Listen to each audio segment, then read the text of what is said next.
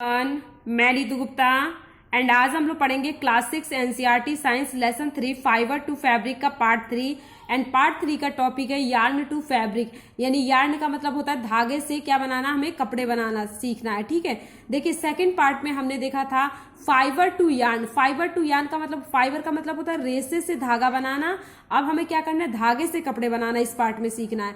चलिए स्टार्ट करते हैं। There are many way by which fabric are made from yarn. देखिए यार्न से कपड़े बनाने की कई विधियां हैं। The two main process are weaving and knitting. जो दो मेन प्रोसेस है वो बीविंग एंड निटिंग है। बीविंग एंड निटिंग का मतलब ही क्या होता है, बुनाई करके। क्या करते हैं, बुनाई करके। अब यहाँ देखिए weaving. In activity 2, you might have noticed that a fiber is made of two sets of yarn arranged together.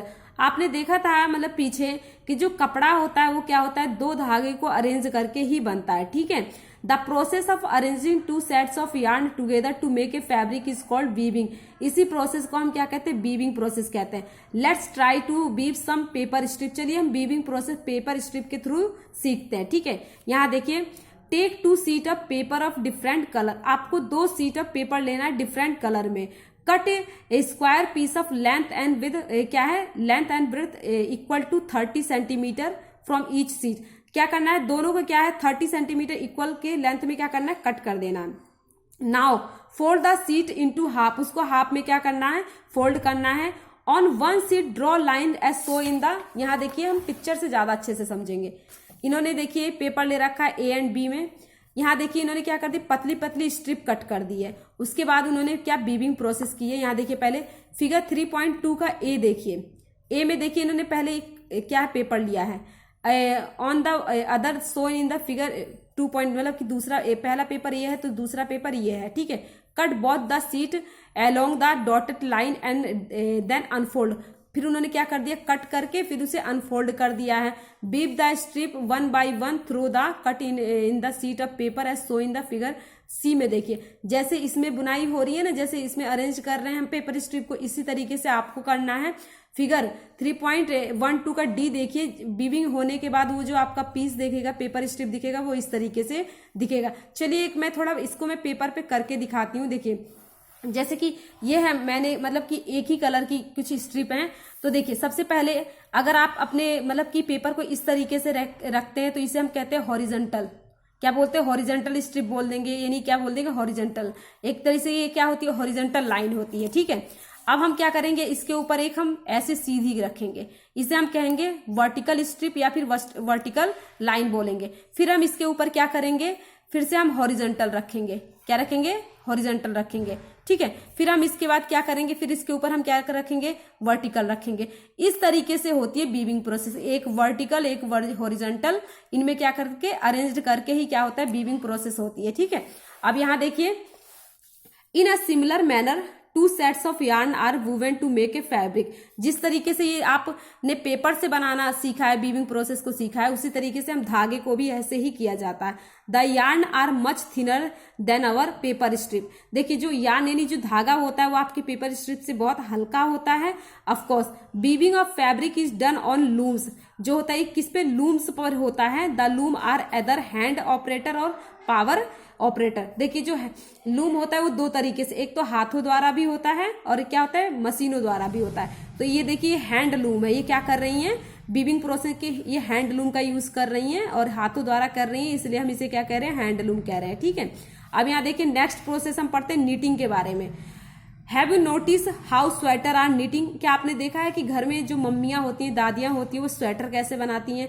In knitting a single yarn use to make a piece of fabric. देखिए जो knitting process में होता है सिर्फ एक single धागे से क्या होता है, हमारा एक कपड़ा तैयार किया जाता है। पर वीविंग प्रोसेस में दो धागे हमें लेने पड़ते हैं। एक मान लीजिए कि हॉरिजॉन्टल है तो एक क्या हमारा वर्टिकल होगा। ठीक है, पर हमारा नीटिंग में सिर्फ सिंगल धागे से बनाया जाता है। ठीक है, ये देखिए यहाँ पे have you ever pulled the yarn from the pair of socks. मतलब कि आप जो सॉक्स पहनते हैं, क्या आपने कभी सॉक्स में से धागा खींचा है।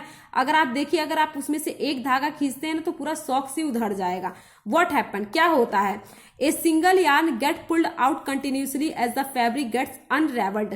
अगर आप एक धागा खींचेंगे तो पूरा ही सॉक्स उधड़ जाएगा। ठीक है, सॉक्स एंड क्या है, many other clothing item are made of knitting fabric. Socks की तरह और बहुत सारे जो हमारे क्लॉथिंग आइटम होते हैं किससे, नीटिंग प्रोसेस से बने होते हैं। Knitting is done by hand and also on machine. देखिए हाथ द्वारा भी होता है और क्या मशीन के थ्रू भी होता है। तो ये जो देखिए क्या कर रही है कि सिंगल यार्न ही तो है, सिंगल धागा है और नीटिंग प्रोसेस हो रही है, बुनाई हो रही है। तो देखो घर में मम्मियां स्वेटर बनाती हैं, हमारे सॉक्स में भी एक तरह से नीटिंग होता है, पर देखिए अब वो उतने पतले धागे होते हैं तो ऐसा नहीं है कि उसको भी हाथों से बनाया जाए, उसे मशीनों द्वारा कर दिया जाता है। ठीक है, अब यहाँ देखिए next, weaving and knitting are used for making different kinds of fabric. तो जो बीविंग एंड निटिंग प्रोसेस होती है वो क्या है, फैब्रिक बनाने के लिए की जाती है।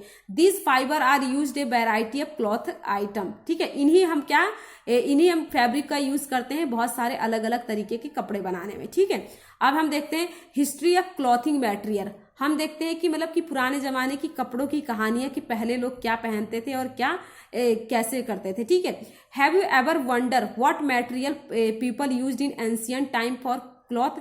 क्या आप जानते हैं कि जो पहले के लोग थे वो मतलब कि क्लॉथ यानी कपड़े में क्या यूज करते थे। It appeared that in those time people used the bark and big leaves of tree or animals skin and furs to cover themselves। उस समय जो थे लोग थे वो क्या करते थे, मतलब कि बड़ी बड़ी पत्तियों का यूज, ठीक है, पेड़ों की छालों का यूज, एनिमल्स के स्किन का यूज अपने आप को कवर रखने के लिए करते थे। ठीक है, after people began to settle in agriculture community, जब वो जैसे खेती की तरफ बढ़े, मतलब कि खेती करना सीखे, they learn to weave twigs and grass into mats and basket. उसके बाद उन्होंने क्या है, जैसे घासों का यूज करके उन्होंने क्या है, बास्केट बनाना और चटाई बनाना सीखा। अब देखिए वाइन्स का मतलब देखिए, जैसे कि अगर जो तरबूजे खरबूजे होते हैं उनकी बेल होती है ना, तो बेल आपको कैसी दिखती है, एक तरीके से रस्सी जैसी दिखती है। ठीक है, बेल से एनिमल फ्लिस यानी जानवरों के जो बाल हैं और hair were twisted together into long strand. देखिए वाइन्स और एनिमल फ्लिस का यूज करके वो क्या है, बड़े बड़े क्या बनाते थे, धागे बना लेते थे। क्या बना लेते थे, धागे बना लेते थे। ठीक है, धागे जैसे मतलब रस्सी बना लेते थे। These were woven into fabric, फिर उसके बाद उससे क्या करते थे, वो कपड़े बनाते थे। The early Indian wore fabric made out of cotton that grew in the region near the river Ganga. जो पहले के लोग थे क्या है, कॉटन के कपड़े ज्यादा यूज करते थे, जो कहाँ पे उगती थी, गंगा नदी के किनारे। Flax is also a plant that gives natural fibre. Flax का भी यूज करते थे। ठीक है, in ancient Egypt cotton as well flax were cultivated near the river Nile and were used for making fibres. ठीक है, रिवर यानी जो नील नदी थी उसके पास क्या है, कॉटन और फ्लैक्स उगते थे, तो उससे क्या है, फैब्रिक बनते थे। ठीक है, इन दोज डे, उस दिनों में स्टिचिंग वॉज नॉट नोन। उस टाइम तो स्टिचिंग यानी जो सिलाई थी उस टाइम लोग जानते भी नहीं थे। People simply drape the fabric around different parts of their body. बस वो क्या करते थे, कपड़े को अपने बॉडी पे रख लेते थे, बस अपने आप को कवर कर लेते। ऐसा नहीं कि उसका कोई ड्रेस बना के पहनते, जिस पैंट शर्ट सूट ये सब बना के कोई नहीं पहनते थे, बस अपने बॉडी को फैब्रिक बना के बस रख लेते कि कवर हो जाए। ठीक है, अब many different way of draping fabric were used. ठीक है, with the invention of sewing needle, फिर उसके बाद क्या हुआ, धागे और सुई के निर्माण के बाद पीपल स्टार्टेड स्टिचिंग, उन्होंने क्या, सिलना स्टार्ट किया। ठीक है, फैब्रिक टू मेक क्लॉथ, उसके बाद उन्होंने क्या, फैब्रिक यानी कपड़ों को सिलकर मतलब कि जो ये कपड़ों को सिलकर अपने अपने लिए मतलब कि कपड़े बनाने लगे अलग अलग तरीके से, जैसे कि कुर्ता सिलना, ये सब चीजें।